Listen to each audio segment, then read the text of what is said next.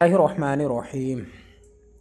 अल्हम्दुलिल्लाहिल्लज़ी अअला मआलिमल इल्मि व अअलामह व अज़हरा शआइर अश-शर'i व अहकामह व बअसा रुसुलन व अंबिया सलवातुल्लाहि अलैहिम अजमईन इला सबीलिल हक़्क़ि हादीन व अख़लफ़हुम उलमाअ इला सुननि सननिहिम दाईन यसलुकून फ़ीमा लम युअ्सर अन्हुम मसलकल इज्तिहाद मुस्तरशिदीन मिन्हु फ़ी ज़ालिका व हुवा वलियुल इरशाद व ख़स्स अवाइल मुस्तंबितीन बित्तौफ़ीक़ हत्ता वज़अू मिन मसाइल मिन कुल्लि जलिय्यिन व दक़ीक़ गैर अन्नल हवादिस मुतआक़बतुल वुक़ू' वन नवाज़िल यदीक़ु अन्हा निताक़ुल मौज़ू' व इक़्तिनासुश शवारिद बिल इक़्तिबास मिनल मवारिद वल इअ्तिबारु बिल अम्सालि मिन सनअतिर रिजाल व बिल वुक़ूफ़ि अलल मआख़ज़ि युअद्दु अलैहा बिन नवाजिज़।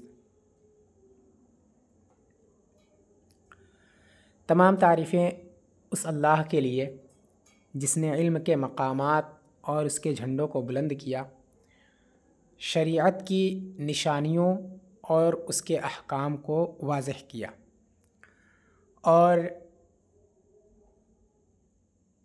अंबिया किराम व रसूलान एज़ाम को मबऊस फरमाया जो राह हक़ की तरफ हिदायत करने वाले हैं, और उनके बाद फिर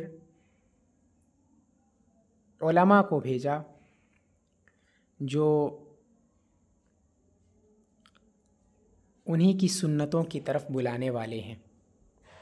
यसलुकून फ़ीमा लम युअ्सर अन्हुम मसलकल इज्तिहाद, और ये उलमा उन मसाइल में जिनमें अंबिया से कुछ मनक़ूल नहीं है इज्तिहाद के राह पर चलते हैं।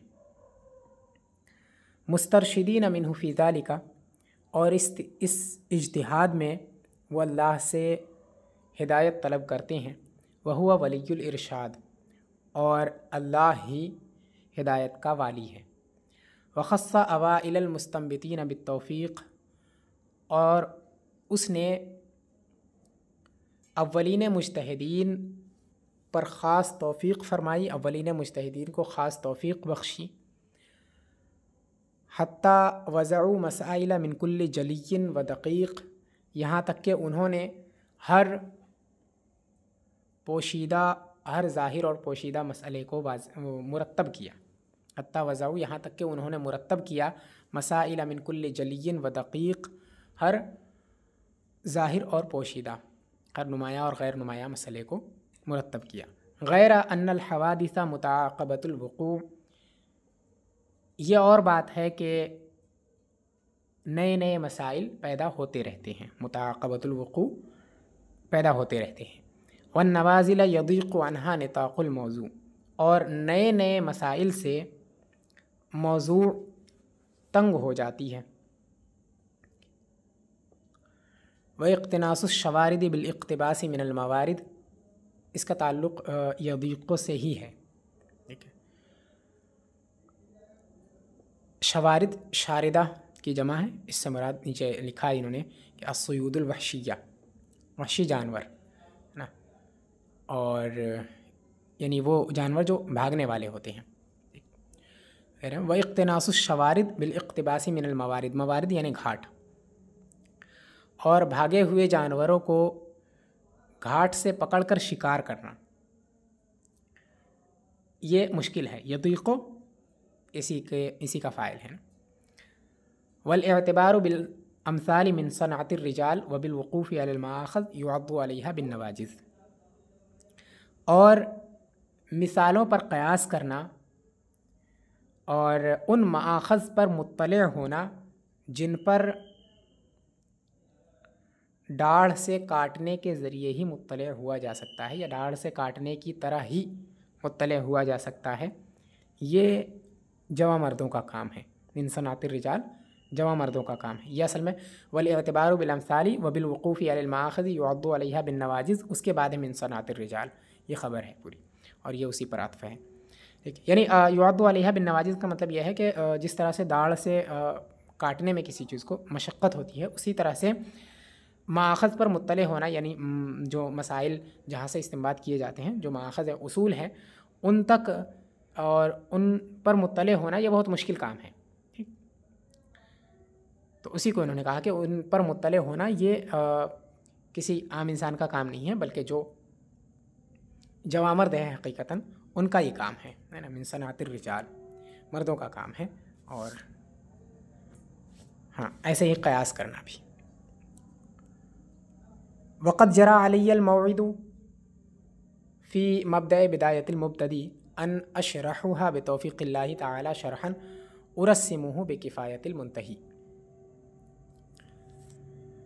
और बिदायतुल मुब्तदी की इब्तिदा में, उसके दीबाचे में, नीचे लिखा है दीबाजा, बिदायतुल मुब्तदी के दीबाचे में मुझसे एक वादा हो लिया, यानी मैंने एक वादा कर लिया ना। वक़द जरा अलैयल मौइद, मुझ पर यानी मुझसे एक वादा हो गया, मैंने एक वादा कर लिया कि अन अशरहा बितौफ़ीक़िल्लाहि तआला शरहन, कि मैं अल्लाह की तौफ़ीक़ से इस किताब की एक शरह लिखूँगा, यानी बिदायतुल मुब्तदी की एक शरह लिखूँगा, जिसको मैं किफ़ायतुल मुंतही का नाम दूँगा। उरस्सिमुहु बिकिफ़ायतिल मुंतही। फ़शरातु फ़ीही वलवादु युसव्वगु बाज़ल मसाग़ी। तो मैंने इसको शुरू किया, यानी उस शरह की किताबत, यानी उसको लिखना शुरू किया ना, तसनीफ़ को।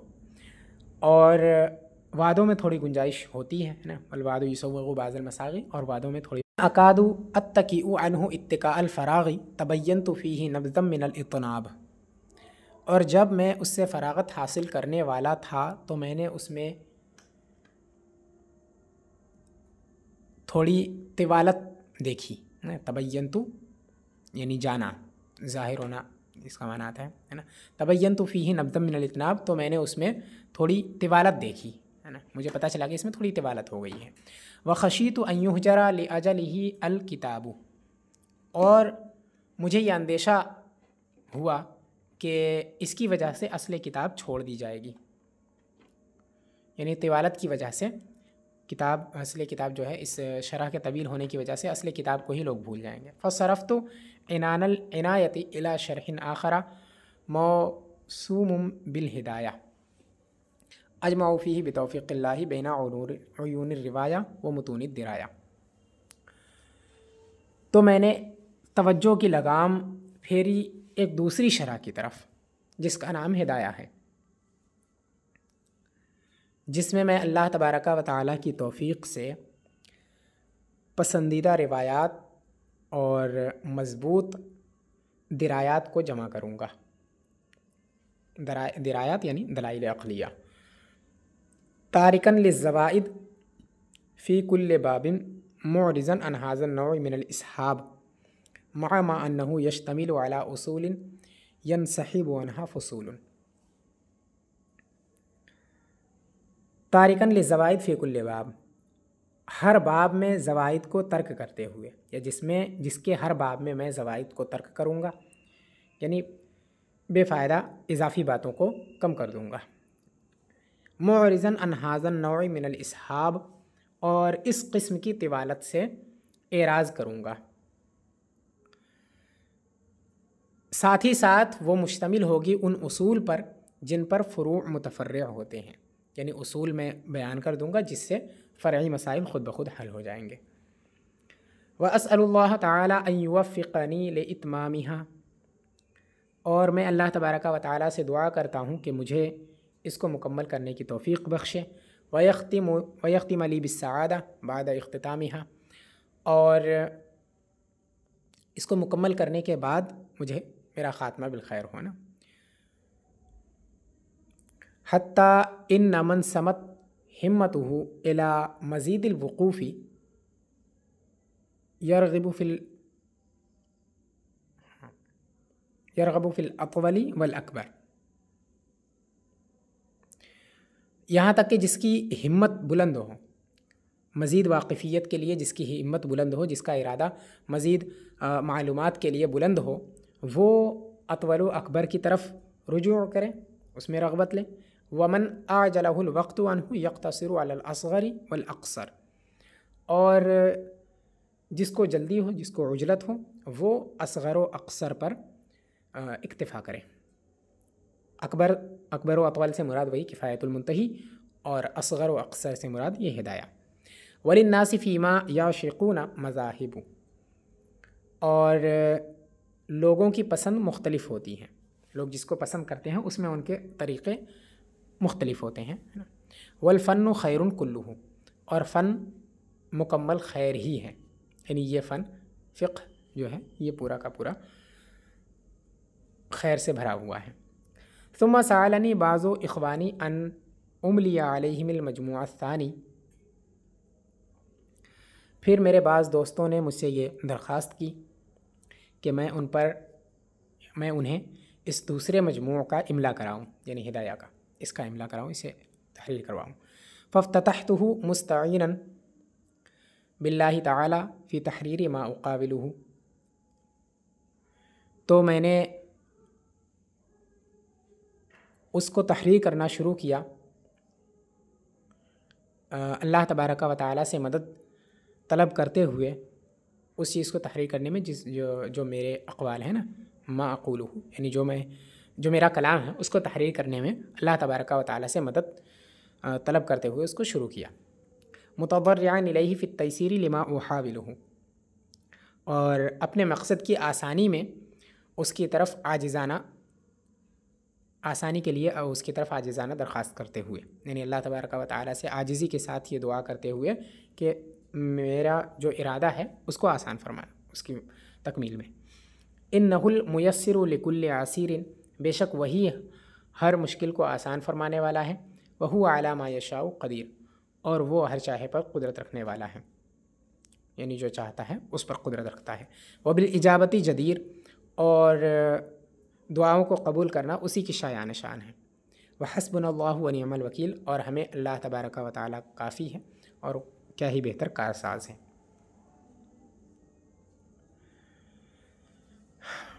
किताबुत तहारात, पाकियों का बयान, यानी पाकी से मुताल्लिक़ मसाइल के अहकाम का बयान।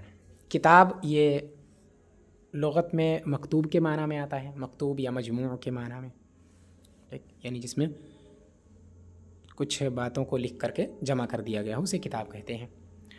और इस्तिलाह शरअ में कहते हैं मसाइल का वो मजमुआ जिसको मुस्तक़िल्लन मोतबर माना जाए, जो मुस्तक़िल्लन मोतबर हो। और तहारात, ये तहारत की जमा है। तहारत जब ता के ज़म्मे के साथ हो, ज़म्मे के साथ, तो इसका माना आता है जिसके ज़रिए से तहारत हासिल की जाए, यानी कि पानी, है ना, मसलन। और जब ता के कसरे के साथ हो, कसरे के साथ, तो इसका माना होता है आले नज़ाफ़त, ठीक है, यानी जिस आले के ज़रिए से पाकी हासिल की जाए। और ता के फ़तहे के साथ हो तो इसका माना होता है नज़ाफ़त। ये लुग़वी माना है। इस्तिलाह शरअ में तहारत कहते हैं नजासत तो खबासत और गंदगी को ज़ाइल करना, किसी भी चीज़ से, बदन से या कपड़े से या किसी और चीज़ से जो गंदगी है शरअन जिसको नजासत कहते हैं उसको ज़ाइल करने का नाम तहारत है।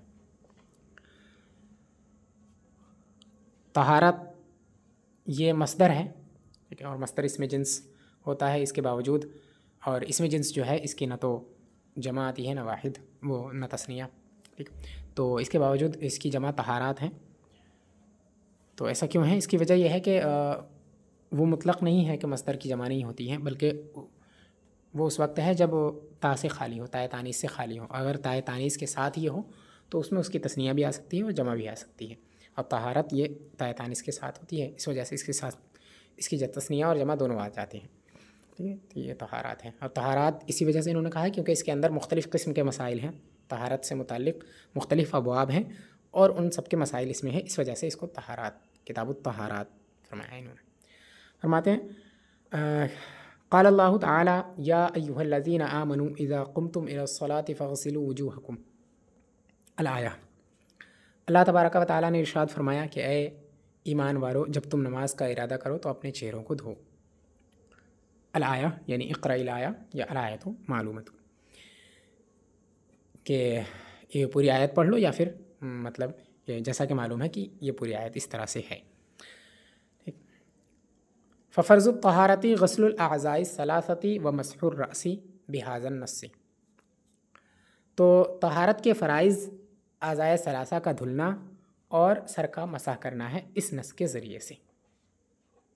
यानी इसमें जब अल्लाह तबारक व तआला ने इरशाद फरमाया कि अपने चेहरों को धुलो, जब नमाज का इरादा करो तो अपने चेहरों को धुलो, ठीक, अपने हाथों को धुलो, अपने सर का मसाह करो और पैरों को धुलो, ये जब इरशाद फरमाया तो इससे ये मालूम हुआ कि तहारत के अंदर जो फ़राइज़ हैं वो आज़ाए सलासा का धुलना है और सर का मसाह करना है। आज़ाए सलासा यानी चेहरा, दोनों हाथ और दोनों पैर, इन आज़ा को धुलना फ़र्ज़ है और सर का मसाह करना ये फ़र्ज़ है। ये कह रहे हैं बिहाज़ा नस्स से, इस आयत के ज़रिए से ये बात साबित हुई कि तहारत के अंदर ये चीज़ें फ़र्ज़ हैं।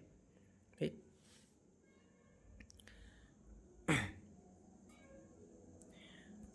वल गस्लु हुवल इसालतु वल मसहु हुवल इसाबतु। अब जब ऊपर इन्होंने फरमाया कि अज़ाए सलासा के गस्ल का नाम और एक सर जो है उसके मसाह का नाम, उसका मसाह जो है ये फ़र्ज़ है तहारत के अंदर, वज़ू के अंदर। ठीक है। तो अब गस्ल और मसाह का माना बयान फरमा रहे हैं कि इसका माना क्या है। फरमाते हैं कि अल गस्लु हुवल इसालतु, गस्ल इसाला को कहते हैं। इसाला का माना होता है बहाना, पानी बहाना। अल गस्लु हुवल इसालतु, गस्ल कहते हैं पानी को, पानी बहाने को। और पानी बहाने का मतलब यह है कि हर उज़्व पर कम से कम 2-3 क़तरे बह जाएं, मतलब जिस उज़्व पर पानी बहाया गया है उसके हर हिस्से पर है ना कम से कम 2-3 क़तरे पहुँच जाए, इसका नाम इसाला है, इसको धुलना कहते हैं। वल मसहु वल इसाबतु, इसाबतु और मसह इसाबा को कहते हैं। इसाबा यानी पहुँचाना, मतलब इसाबा नहीं यानी किस चीज़ का पहुँचाना, यानी तर हाथ का पहुँचाना, तर हाथ को उस उज़्व पर पहुँचाना जिस उज़्व का मसाह किया जाना है। मिसाल के तौर पे सर का मसाह किया जाना है तो सर के मसाह के लिए सर का मसाह ये होगा कि तर हाथ को उस पर पहुँचाया जाए, सर पर, यानी उसके उस पर रखा जाए जिस जगह को मसाह करना है, इसको मसाह कहते हैं। ठीक, यानी तरी को पहुँचाना उस तक। व हद्दुल वजही मिन क़ुसास शारी इला अस्फल ज़क़न। क़ुसास, क़िसास और क़सास तीनों हैं।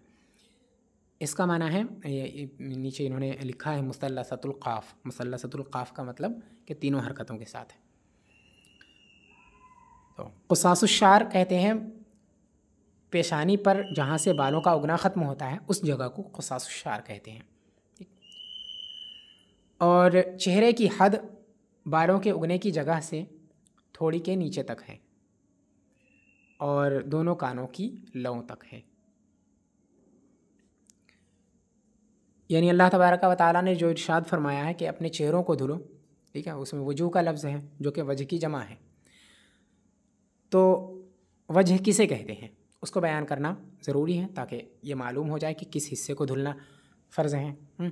तो वही फरमाते हैं कि वजह ये है, वजह जिस हिस्से को कहते हैं उसकी जो हद है वो लंबाई में बालों के उगने की जगह यानी पेशानी पे जहाँ से बाल उगते हैं उस जगह से लेकर के थोड़ी के नीचे तक है, ठीक, लंबाई में। और चौड़ाई में जो है वो एक कान से लेकर के दूसरे कान की लौ तक है। इस पूरी लंबाई चौड़ाई के दरमियान जो हिस्सा आता है इस पूरे हिस्से को वजह कहा जाता है। इसका धुलना फ़र्ज़ है।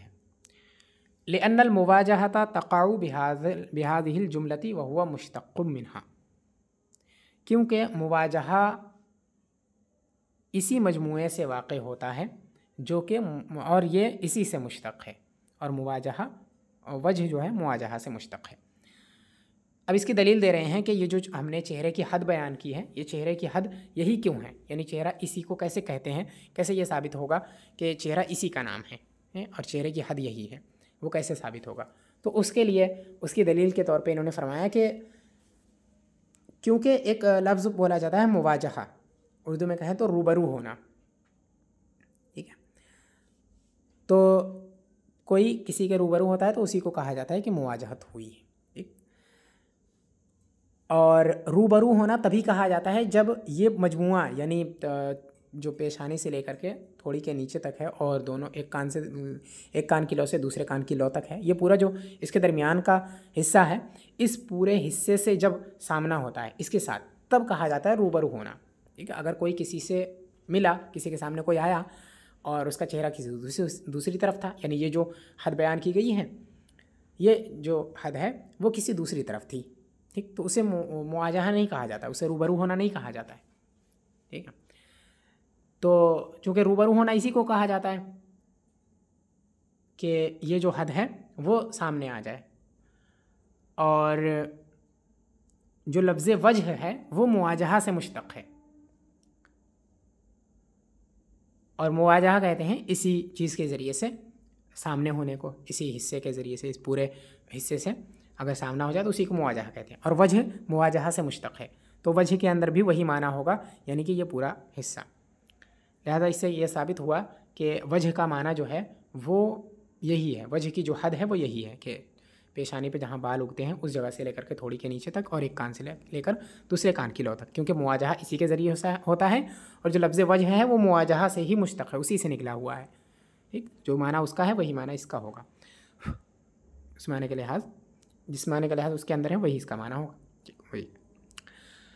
वल मिरफ़क़ानी वल काबानी यदखुलानी फ़िल गस्ल इंदना खिलाफ़न लिज़ुफ़र।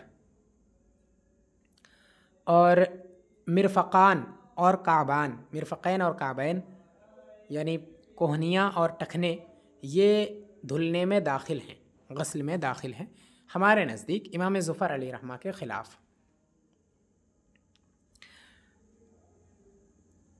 मिरफ़क़ यानी हाथ के बीच में जो निकली हुई हड्डी है जिसको कोहनी कहते हैं उसको मिरफ़क़ कहते हैं, और पैरों में जो दोनों तरफ, हर पैर में दोनों तरफ जो उभरी हुई हड्डी है उसको काब कहते हैं। ठीक, तो ये दोनों भी गस्ल के अंदर दाखिल है, यानी इनका धुलना भी फ़र्ज़ है। अगर किसी ने हाथ धुला, दोनों हाथ धुल लिए लेकिन कोहनियाँ नहीं धुली तो उसका वज़ू नहीं हुआ, फ़र्ज़ अदा नहीं हुआ। ऐसे ही किसी ने पैर धुले और टखने नहीं धुले तो उसका भी फ़र्ज़ अदा नहीं हुआ। वही कहना है कि गस्ल में ये दोनों दाखिल हैं, यानी इनका धुलना भी फ़र्ज़ है। ये हमारे नज़दीक है। इमाम ज़ुफ़र अलैहि रहमा का इसमें ख़िलाफ़ है। इमाम ज़ुफ़र इब्न हुज़ैल इनका नाम है, और ये इमाम आज़म अलैहि रहमत व रिज़वान के शागिर्द हैं। वो कहते हैं कि ऐसा नहीं है, गस्ल के अंदर काबैन और मिरफ़क़ैन ये दाखिल नहीं है, कोहनियाँ और टखनों का धुलना वज़ू के अंदर फ़र्ज़ नहीं है, इनका यह मज़हब है। वह यक़ूलु, दलील क्या है उनकी? दलील ज़िक्र करते हैं कि इन्नल गायता ला तदखुलु तहतल मुग़य्या कल लैली फ़ी बाबिस सौम।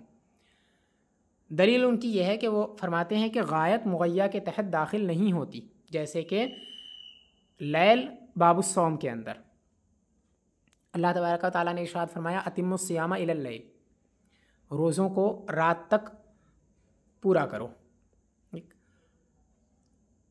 अब यहाँ पे एक चीज़ है गायत कहते हैं हद को, और एक होती है मुग़य्या यानी जिस चीज़ की हदबंदी कर दी जाए। मिसाल के तौर पे किसी की कोई ज़मीन है, उसने उसके चारों तरफ दीवार खड़ी कर दी, तो ये दीवार जो है वो हद है यानी गायत है, और जो दीवार के अंदर की ज़मीन है वो है मुग़य्या यानी महदूद। ठीक, गायत हद को कहते हैं और मुग़य्या महदूद को कहते हैं। ठीक, अब ये कहते हैं इमाम ज़ुफ़र अलैहि रहमा कहते हैं कि अल्लाह तबारक व तआला ने इरशाद फरमाया कि रोज़ों को रात तक पूरा करो, तो यहाँ पे रोज़े रखना यानी कि खाली पेट रहना ये मुग़य्या है। ठीक, इसकी हद बयान की गई लैल के ज़रिए से, इलल लैल के ज़रिए से इसकी हद बयान की गई कि रात तक रखो। ठीक, अब लैल जो है ये हद हो गई और ये है मुग़य्या। अगर गायत मुग़य्या के तहत दाखिल हो तो इस आयत का मतलब ये होगा, इस आयत से फिर ये साबित होगा कि रात में भी रोज़े रखना फ़र्ज़ हो। ठीक है, क्योंकि रात यहाँ पर हद है और खाली पेट रहना यानी रोज़ा रखना ये महदूद है।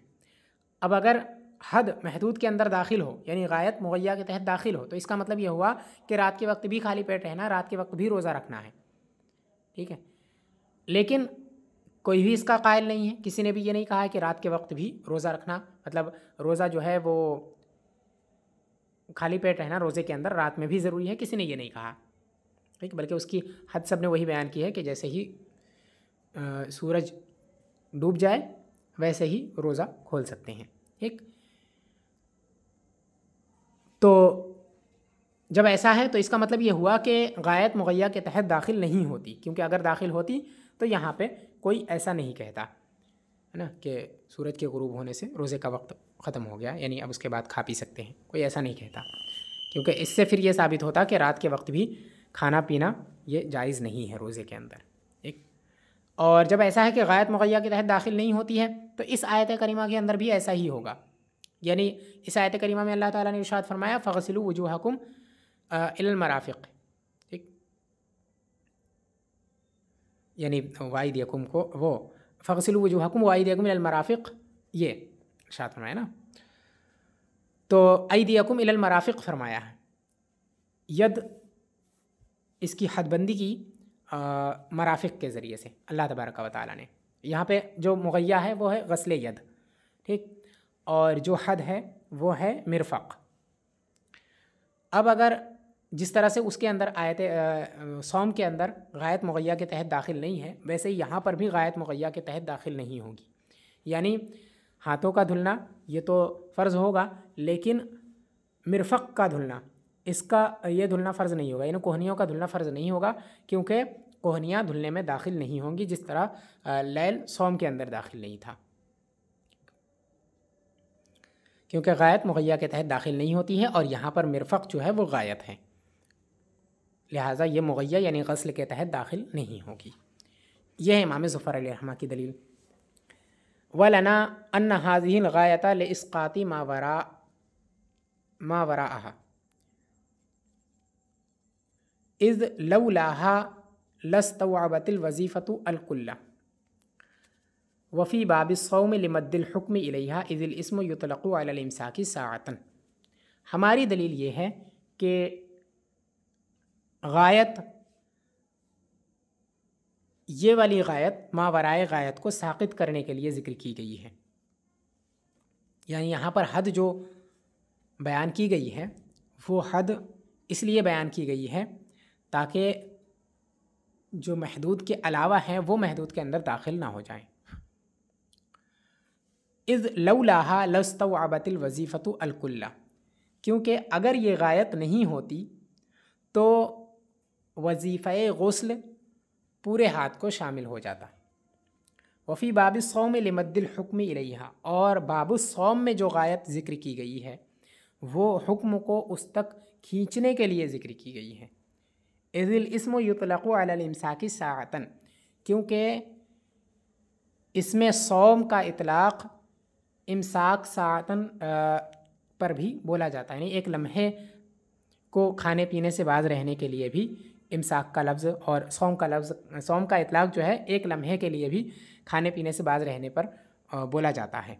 एक दलील, हमारी दलील यह है कि गायत की दो किस्में होती हैं, एक है गायत इस्क़ात और एक है गायत इस्बात। कभी कभी ऐसा होता है कि गायत इसलिए ज़िक्र की जाती है कि जो गायत के अलावा चीज़ें हैं वो गायत से ख़ारिज हो जाएं, ठीक है, यानी उसको ये जो हुक्म जो हम मुगय्या पर लगा रहे हैं वो हुक्म उसको शामिल ना हो पाए, इस वजह से गायत को ज़िक्र करते हैं, ठीक है। यानी मावराए गायत को जो हुक्म वहाँ पर बयान किया जा रहा है वो हुक्म मावराए गायत को शामिल ना हो, इस वजह से कभी कभी गायत को ज़िक्र करते हैं। और कभी कभी, और ये जो गायत होती है इसको गायत इस्क़ात कहते हैं, ठीक।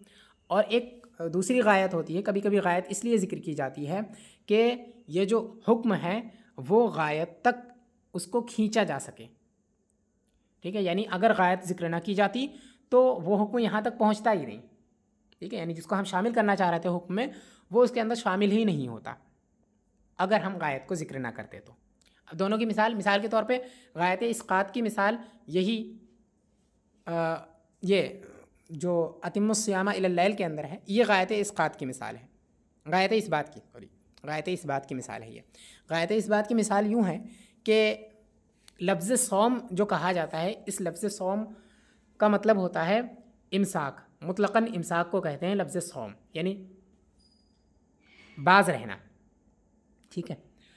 अब खाने पीने वगैरह से बाज रहने का नाम इम्साक होता है, और उसके अंदर वक्त की कोई क़ैद नहीं होती है, बल्कि अगर एक लम्हा भी कोई बाज रह जाए तो उस पर इम्साक वो सौम का इतलाक़ हो जाता है ना।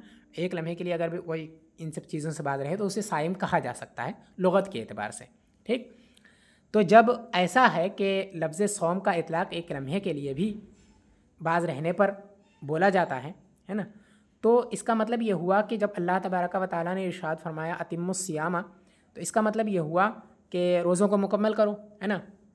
अगर यह मुतलक होता कि रोज़े रखो, तो इसका मतलब ये होता कि अगर कोई एक लम्हे के लिए भी खाने पीने से बाज रह जाए तो वो रोज़ेदार हो जाएगा, उसका रोज़ा अदा हो जाएगा, इसका मतलब ये हो जाता। ठीक, लेकिन एक लम्हे के लिए खाने पीने से बाज रहना, ये इसको तो रोज़ा कहा नहीं जाएगा। ठीक है, तो इसी वजह से अतिम्मुस सियामा के अंदर इलल लैल का लफ्ज़ ज़िक्र किया गया है, ताकि ये जो हुक्म है वो रात तक खींच जाए, मतलब उसको वहाँ तक खींचा जा सके कि रोज़ा सिर्फ़ एक लम्हे के लिए रुकने का नाम नहीं है, बल्कि रोज़ा पूरे दिन भर खाने पीने वगैरह चीज़ों से बाज रहने का नाम है। ठीक, तो यहाँ पर हुक्म जो है वो पूरे दिन को शामिल हो जाए, यानी रात तक वो उस हुक्म को खींच लिया जाए। इस वजह से यहाँ गायत को ज़िक्र किया गया है। इसको गायत इस्क़ात कहते हैं, वो गायत इस्बात, कि इस गायत के ज़रिए से साबित किया गया है इस हुक्म को। ठीक है, और एक दूसरी होती है गायत इस्क़ात, और गायत इस्क़ात का मतलब होता है कि गायत इसलिए ज़िक्र की जा रही है ताकि मावराए गायत से ये हुक्म साक़ित हो जाए। अगर उस गायत को ज़िक्र ना किया जाता तो मावराए गायत को भी ये हुक्म शामिल हो जाता। मिसाल के तौर पे यही आयत करीमा, यानी फ़ग़सिलू अयदियकुम इलल मराफ़िक़ वाली आयत करीमा, ये तो इसके अंदर यह है कि जो लफ्ज़ यद है इसका इतलाक़ बगल तक इस पूरे हिस्से पर होता है। तो अगर मुतलक़ होता फ़ग़सिलू अयदियकुम, तो इसका मतलब ये होता कि पूरे हाथ को धुलना फ़र्ज़ हो जाता। ठीक है, यानी बगल तक इस पूरे को धुलना फ़र्ज़ हो जाता। इसलिए यहाँ पर लफ्ज़ इलल मिरफ़क़ इलल मराफ़िक़ इसको ज़िक्र किया गया ताकि इसके ज़रिए से उसकी हदबंदी की जाए और जो मिरफ़क़ के अलावा हिस्सा है उसको ख़ारिज कर दिया जाए गस्ल से। ठीक, तो उसको साक़ित कर दिया जाए। तो इसके लिए यहाँ पर इसको ज़िक्र किया गया है, इसको गायत इस्क़ात कहते हैं। और दोनों का कायदा यह है कि गायत इस्क़ात के अंदर जो गायत होती है वो मुग़य्या के तहत दाखिल होती है, और जो गायत इस्बात है उसके अंदर जो गायत होती है वो मुग़य्या के तहत दाखिल नहीं होती। ठीक, लिहाजा यहाँ पर चूँकि गायत इस्क़ात है इसलिए यहाँ गायत मुग़य्या के तहत दाखिल होगी, और जो अतिम्मुस सियामा इलल लैल है इसके अंदर जो गायत है वो गायत इस्बात है, इसलिए वो गायत वहाँ तक ज़िक्र, वो जो गायत है वो हुक्म में दाखिल नहीं होगी, मुग़य्या के तहत दाखिल नहीं होगी। ये है वलकाबु हुवल अज़्मुन नाती हुवा सहीहु व मिन्हु अल काइब, और काब ये उभरी हुई हड्डी का नाम है, सही यही है, और इसी से काइब मुश्तक है, मुश्तक यानी काब का माना बयान कर रहे हैं कि काब किसे कहते हैं। कहते हैं कि काब उभरी हुई हड्डी का नाम है, यानी पैरों में जो दोनों तरफ उभरी हुई हड्डियां हैं उनको काब कहते हैं। और सही मज़हब यही है। सही कह करके इन्होंने ये बता दिया कि एक दूसरी जो रिवायत है जो हिशाम की इमाम मोहम्मद से रिवायत है उसमें ये फरमाया कि काब जो दरमियाने पैर में जो हड्डी है जहाँ पे तस्मा बांधते हैं जूते का, उस जगह को काब कहते हैं। लेकिन वो रिवायत जो है वो सही नहीं है। सही यही है कि जो कदमों में दोनों तरफ उभरी हुई हड्डियाँ हैं उनको काब कहा जाता है। वल मफरूज़ फ़ी मस्हिर रासी मिक़दारुन नासिया व हुवा रुबउर रासी लिमा रवल मुग़ीरत इब्न शुअबा अन्न नबिय्य सल्लल्लाहु अलैहि वसल्लम अता सुबातत क़ौमिन फ़बाला व तवज़्ज़ा व मसह अला नासियतिही व खुफ़ैही। फरमाते हैं कि मसह रास में पेशानी की मिक़दार फ़र्ज़ है और वो सर का चौथाई हिस्सा है। यानी अब यहाँ से सर के मसह की मिक़दार बयान करना चाह रहे हैं। तो फरमाते हैं कि सर के मसह में जो फ़र्ज़ है वो पेशानी की मिक़दार है और वो चौथाई सर है। चौथाई सर इस वजह से क्योंकि अगर हम सर के 4 हिस्से करें तो पेशानी एक हिस्से के बिलमुक़ाबिल होगी। तो जब ये पेशानी जो है वो एक हिस्से के मुकाबले भी आयत करी वो हदीस शरीफ आगे आ रही है, ठीक है, जिससे ये साबित होता है कि पेशानी की मकदार ही फ़र्ज़ है। जब पेशानी की मकदार फ़र्ज़ है और पेशानी जो है चौथाई सर के बराबर है, लिहाजा इससे साबित हुआ कि चौथाई सर के बराबर मसा फ़र्ज़ है। दलील क्या है? दलील यह है कि वो रिवायत जो मुग़ीरा इब्न शोबा ने बयान की है कि नबी अकरम सल्लल्लाहु ताला अलैहि वसल्लम एक कौम के कूड़ा डालने की जगह पर आए, फिर वहाँ पर आपने पेशाब किया और फिर वज़ू किया और अपनी पेशानी और खुफ़ैन पर मसा किया। इसके अंदर यह है कि नबी अकरम सल्लल्लाहु ताला अलैहि वसल्लम ने जब वज़ू किया तो उसके अंदर आपने अपनी पेशानी पर मसा किया, ठीक है, ये काबिल गौर है। पेशानी पर मसा किया, और यानी पेशानी से मुराद ये है कि पेशानी पर जो बाल थे उन बालों का मसा किया, है ना। और अगर उतने बालों पर मसा काफ़ी ना होता तो नबी अकरम सल्लल्लाहु ताला अलैहि वसल्लम, और जब नबी अकरम सल्लल्लाहु अलैहि वसल्लम ने उतने बालों पर मसा किया, ठीक है, और उतने पर ही इक्तफ़ा किया, तो इससे ये बात साबित हो गया कि अगर इतने पर ही इक्तफ़ा कर लिया जाए तो भी वज़ू हो जाता है ना। लिहाजा जो फ़र्ज़ की मकदार होगी वो पेशानी के बराबर ही होगी, और पेशानी को अगर हम सर के पेशानी के साथ अगर सर के हम 4 हिस्से करें तो पेशानी जो है वो एक हिस्से के बराबर होगी। लिहाजा इससे साबित हुआ कि सर के मसाह में जो मकदार फ़र्ज़ है वो चौथाई सर है, ठीक है। ये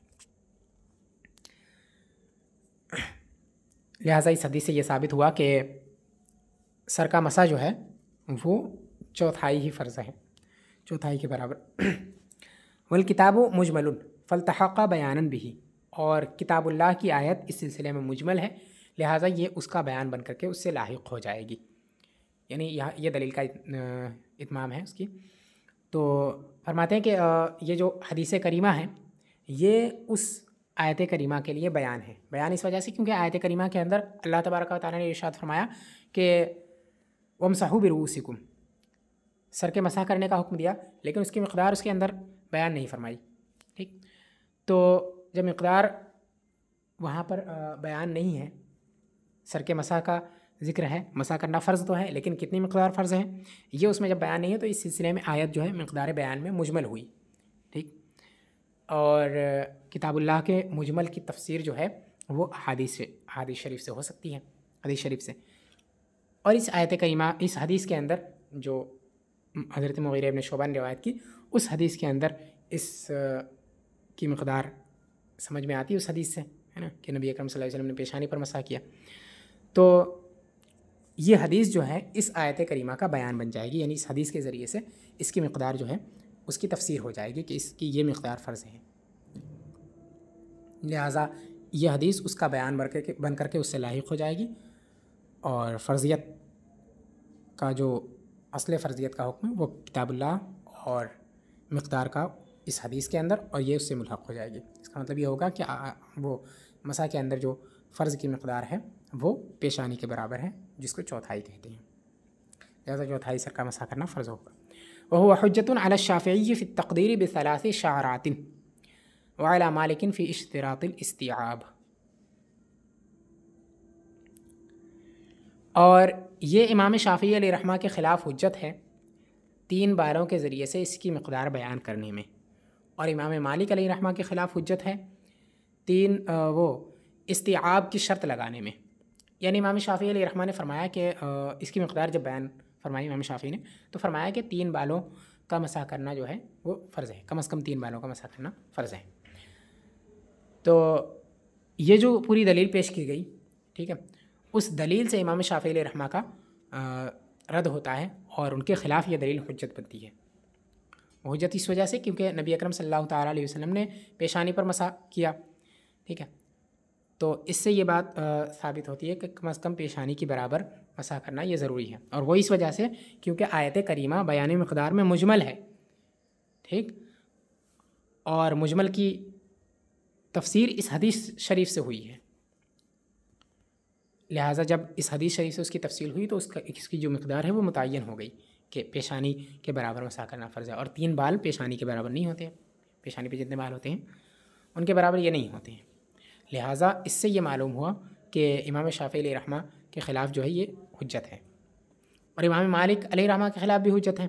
उन्होंने इस्तिआब की शर्त लगाई है। उन्होंने फरमाया कि पूरे सर का मसा करना, पूरे सर के बालों का मसा करना फ़र्ज़ है। अब अगर ऐसा होता तो नबी अकरम सल्लल्लाहु ताला अलैहि वसल्लम जो है सिर्फ पेशानी के बालों पर मसा क्यों फरमाते? अगर नबी अकरम सल्लल्लाहु अलैहि वसल्लम ने सिर्फ पेशानी के बालों पर मसा करने पर इक्तफ़ा किया तो इससे ये बात साबित होती है कि सिर्फ पेशानी के बालों पर मसा कर लेने से भी वज़ू हो जाएगा, उतने पर इक्तफ़ा कर लेना भी काफ़ी है। ठीक, तो ये इमाम मालिक अलैहि रहमा के ख़िलाफ़ इस तौर से हुज्जत है। वफ़ी बाज़ी रिवायात क़द्दरहु बाज़ु अस्हाबिना बिसलासे असाबिल यद लिअन्नहा अक्सर मा हुवल अस्लु फ़ी आलतिल मसही। और बाज़ रिवायात के अंदर ये है कि, या बाज़ रिवायात के अंदर हमारे बाज़ अस्हाब ने इसकी तक़दीर 3 उंगलियों से की है, यानी इसकी मक़दार 3 उंगलियों से बयान फरमाई है। बाज़ रिवायात के अंदर हमारे अस्हाब अहनाफ़ ने, यानी ना उलमाए अहनाफ़ में से बाज़ ने ये कहा है कि 3 उंगलियों से मसा करना ये फ़र्ज़ है।